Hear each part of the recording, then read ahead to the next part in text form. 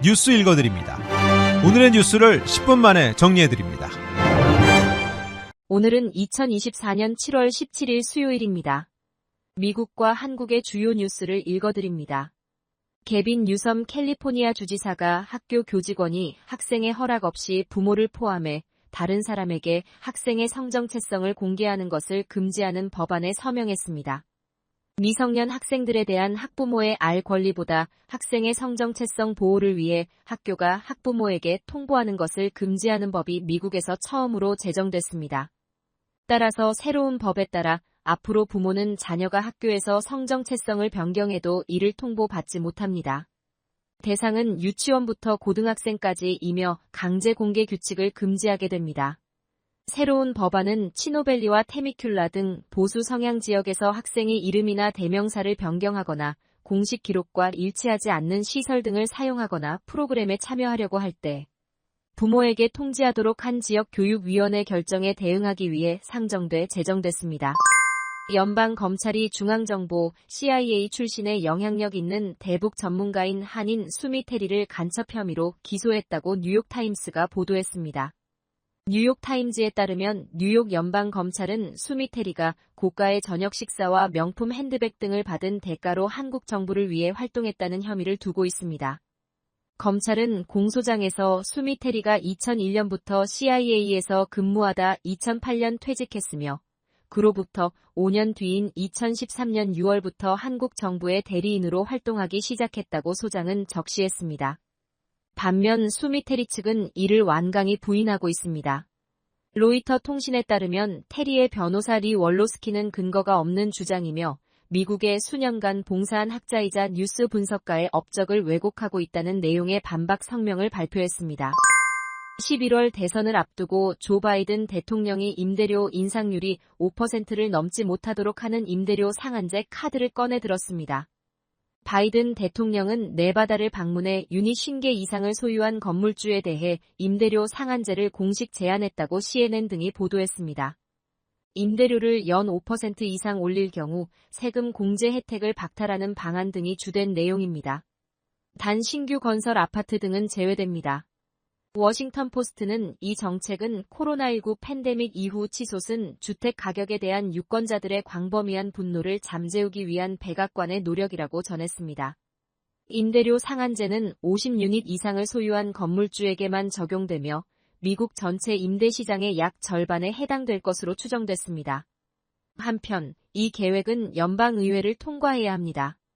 현재 공화당뿐만 아니라 많은 민주당원, 경제학자들 사이에서도 논란이 되고 있다는 점에서 최종 시행 여부는 불투명할 전망입니다.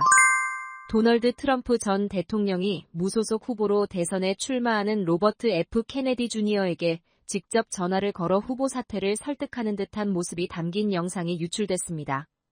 언론들에 따르면 케네디 주니어의 장남 보비 케네디 3세는 소셜미디어에 트럼프 전 대통령과 케네디 주니어의 통화 내용이 담긴 영상을 공개했습니다.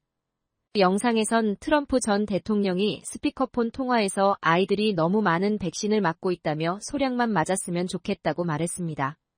그러면서 당신이 뭔가를 해주면 좋겠다. 당신에게도 매우 좋은 일이다. 우리가 이길 거다.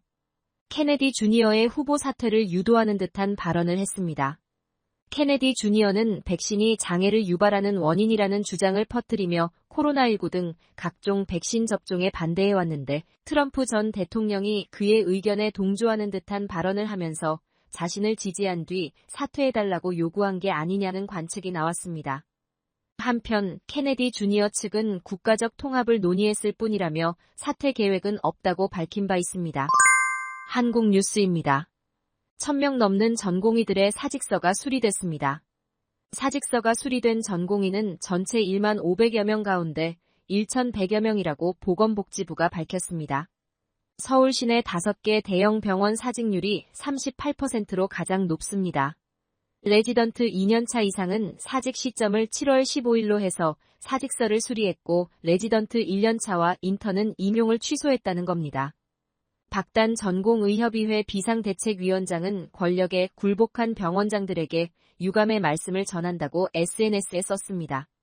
사직 처리와 결혼 규모 확정을 통해 오는 22일부터 하반기 전공의 모집이 시작될 예정입니다.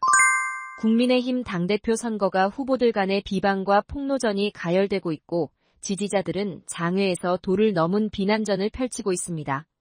지난 연설회 몸싸움에 연루된 지지자들이 입장하지 못하자 행사장 밖에서 고성이 오갔습니다. 앞서 방송 토론회에서 한동훈 후보가 법무부 장관 시절 지난 2019년 국회 패스트트랙 충돌 사건과 관련해 나경원 후보로부터 공소 취소 요청을 받았다고 한 발언이 도마에 올랐습니다. 나 후보와 원희룡 후보는 내부 총질이라고 비판했습니다.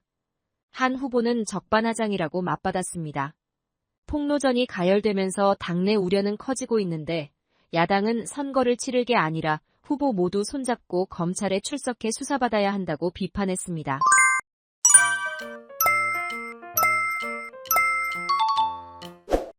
끝으로 날씨입니다. 남부 캘리포니아 고온 건조한 날씨 보이겠습니다. LA와 오렌지 카운티는 낮 최고 기온은 83도, 밤 최저 기온은 66도 예상됩니다. 벨리와 인랜드 엠파이어 지역 낮 최고 기온은 92도, 밤 최저 기온은 62도 전망됩니다.